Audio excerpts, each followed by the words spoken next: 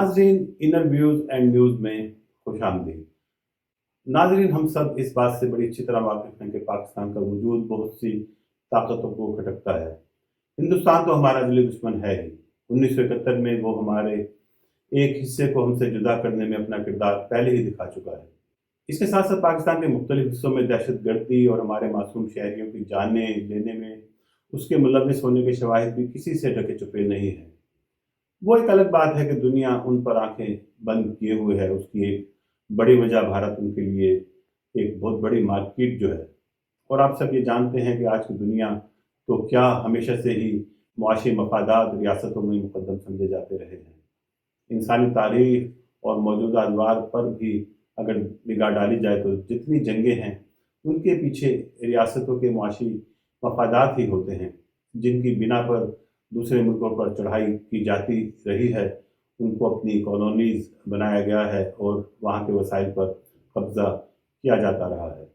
برصغیر پاک و ہند کی تاریخ ہمارے سامنے ہے۔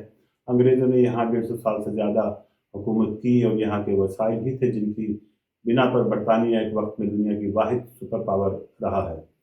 اور اگر اب بھی دیکھا جائے تو ہندوستان پاکستان کی آزادی کے باوجود میں تو اکثر کہتا ہوں کہ انگریزوں نے ہمیں صرف زمین دی تھی لیکن قبضہ نہیں دیا تھا۔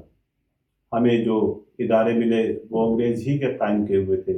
ہماری بدقسمتی یہ رہی کہ ہم لکیر کے فقیر بنے رہے اور اپنے اداروں میں جو اصلاحات وقت کے ساتھ ساتھ کرنے کی ضرورت تھی وہ نہ کر سکے، جس کی وجہ سے ہم کافی حد تک برطانیہ اور امریکہ کے چنگل سے نکل نہیں پائے۔ اس کی ایک بڑی وجہ بھارت رہا ہے، جس کو ہمارا وجود ایک آنکھ نہیں بھایا، اور ہمیں اپنی سرحدوں اور اپنے اندرون ملک کی دفاع کے لیے امریکہ اور برطانیہ جیسی ریاستوں کا سہارا لینا پڑا، اور پھر نہ چاہتے ہوئے بھی مجبوراً ہمیں امریکہ اور برطانیہ کو اپنے اداروں کا رسائی دینا پڑی۔ ہماری فوجی اور سویلین اداروں کی قیادت، کورسز اور ٹریننگز کے لیے انہی مغربی ممالک کی محتاج رہی۔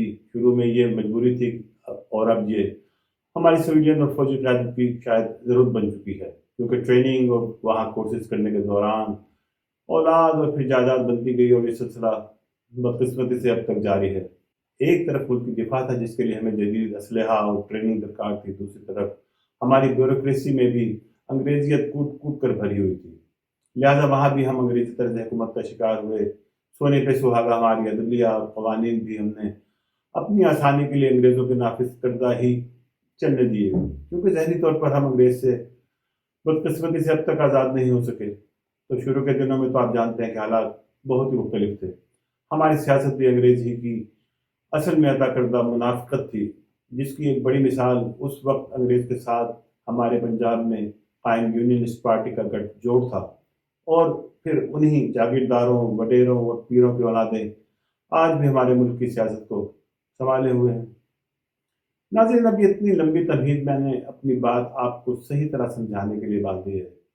ہمیں کہنے کو تو آزادی 1947 میں مل گئی تھی، لیکن جیسا میں نے آپ کو بتایا کہ ذہنی طور پر ہم ابھی تک آزاد نہیں ہو پائے۔ فوج میں ایوب خان سے لے کر ضیاء الحق تک، عدلیہ میں دیکھیں تو جسٹس منیر سے افتخار چودھری تک، سیاست میں دیکھیں تو بھٹو، زرداریز اور شریف اسی انگریز مائنڈ سیٹ کی نمائندگی کرتے دکھائی دیتے ہیں۔ ناظرین، آج کل ہماری فوجی قیادت کی خامیوں پر بہت بات ہو رہی ہے، لیکن 1971 کے سانحے کے بعد سے میں سمجھتا ہوں کہ فوجی قیادت کی سوچ یکسر تبدیل ہوئی ہے۔ جنرل ضیاء الحق کی جہاد پالیسی اور سیاسی میدان میں پیپلز پارٹی کو شکست دینے کے لیے شریفوں اور چودھریوں کو پاکستانی قوم پر مسلط کرنے سے اختلاف کے باوجود میں سمجھتا ہوں کہ ملک کی دفاع کو ناقابل تسخیر بنانے میں جنرل ضیاء الحق کے ویژن کی وجہ سے ہی ہم ایک ایٹمی طاقت بننے میں کامیاب ہوئے۔ جنرل پرویز مشرف نے سب سے پہلے پاکستان کا نعرہ لگا کر ہماری نوجوان نسل کو ایک امید دی۔ ان کو اپنے شروع کے سالوں میں تو پاکستانی قوم سے بڑی پذیرائی ملی، کیونکہ لوگ بھٹوز اور شریفوں سے تنگ پڑے ہوئے تھے، اور انہوں نے جنرل پرویز مشرف کے اقتدار سنبھالنے پر مٹھائیاں تک تقسیم کی تھیں۔ جنرل پرویز مشرف پاکستان میں ہمیشہ سے ایک تیسری سیاسی قوت کے ہونے کی بات کرتے رہے، کیونکہ ان کی نظر میں بھٹو، زرداری اور شریف خاندان پاکستان کو مزید تباہی کے دہانے کی طرف دھکیل رہے تھے، لہٰذا ان کو کاؤنٹر کرنے کے لیے ملک میں ایک تیسری سیاسی قوت درکار تھی جو ان عوام کی نمائندہ ہو جو 60% سے زائد انتخابات میں ووٹ نہ ڈال کر इन दोनों जमातों पर अदम एतमाद करते रहे हैं। जनरल परवेज मुशर्रफ ने इफ्तिखार चौधरी के अदालती फसाद को किसी हद तक काबू कर लिया था, लेकिन वो अपनों की गिराई बिजलियों की जद में आ गए।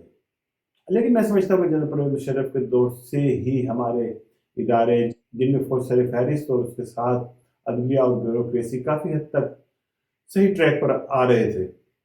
लेकिन जनरल परवेज मुशर्रफ की रुखसती के साथ हमें फिर से बेहतरीन इंतकाम यानी जमहूरियत मिल गई, जिसमें पहले 5 साल जरदारी साहब की हुकूमत में बेलमूम और फिर अगले 5 साल शरीफों की हुकूमत में बिलखसूस हमारे इदारों को तबाह करने की भरपूर सही की गई, जिसमें खासतौर पर हमारी फौज को निशाने पर रखा गया।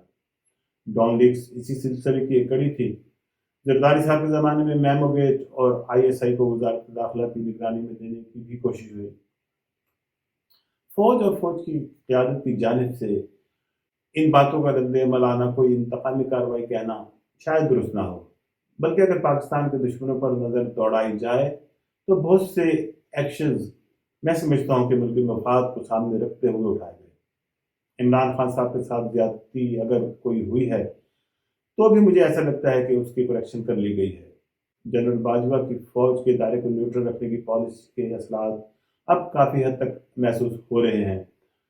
अब ज़रूरत इस अमर की है कि बहैसियत एक कौम हम अपने इदारों, खासकर फौज के पीछे सीसा तलाई दीवार बन जाएं, और जैसा मैंने कहा कि फौज की क़यादत की जानिब से करेक्शन के बाद अब पब्लिक की जानिब से जितनी जल्दी करेक्शन कर ली जाए उतना ही बेहतर है।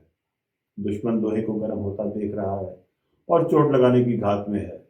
याद रखें, एक मजबूत फौज ही मुल्क का दिफा कर सकती है, मगर ना खुदा ना खास्ता हमारा हाल भी अफगानिस्तान, इराक, शाम और यमन जैसा ना हो। खुदा पाकिस्तान का हामी नासिर हो। पाकिस्तान जिंदाबाद।